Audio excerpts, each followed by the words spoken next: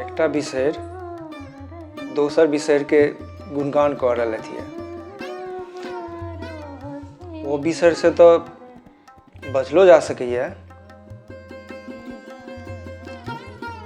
एहि बिसरि से किन्नो नहीं।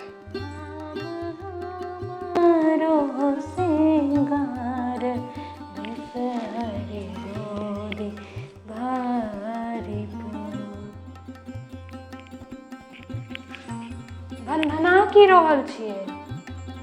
नहीं कहलहुँ जे गीत बड़ सुंदर गाबि रहल छी अहाँ।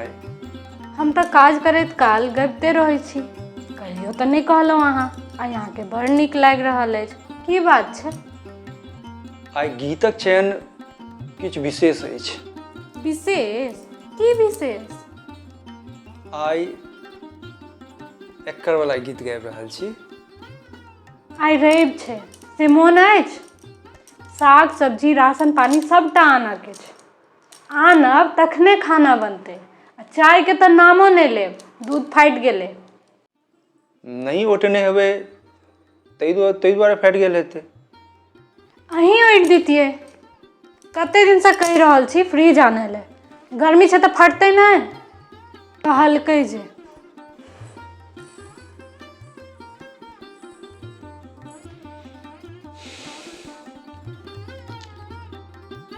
एकरे कहल जाइ छै फुफकार भरल।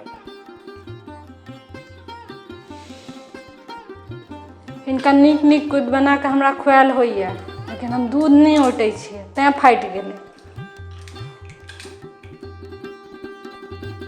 आब ओना काज चलै वाला नहीं अछि। दूध लाबऽ के व्यवस्था करैए पड़त।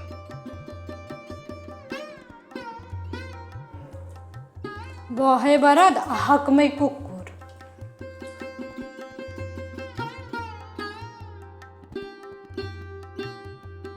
मोबाइल छोड़ि कऽ झोरा लऽ कऽ बाजार गेलहुँ? अहीं की सब तऽ कहने रहिए, लिपस्टिक काजल वएह सब तऽ ऑनलाइन देख रहल छी। ठीक है, वाह अहाँ देखो हम चाय बना के नेने आबै छी। दूध तो कहलिए फाटि गेलै। दूध तऽ फाटि गेल छै, कोनो बात नहीं, हम लाले चाय बना के ला आबै छी। पकौड़ा खेबै? ओहो छानि लै छी।